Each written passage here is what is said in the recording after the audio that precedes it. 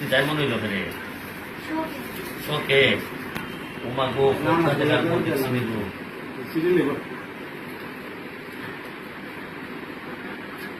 আমার দিলে বালা লাগবে না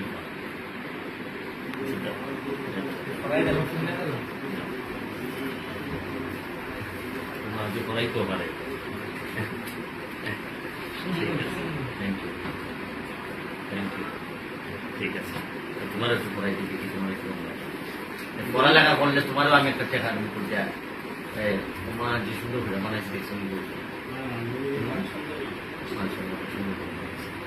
প্রতিভা করেন গো শোনাল এটা